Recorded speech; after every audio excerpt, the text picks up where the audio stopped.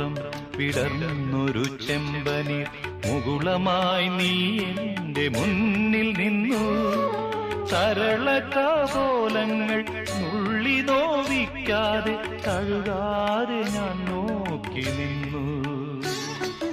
ഒരു തലം മാത്രം വിടർന്നൊരു ചെമ്പനീർ മുകുളമായി നീ എന്റെ മുന്നിൽ നിന്നു.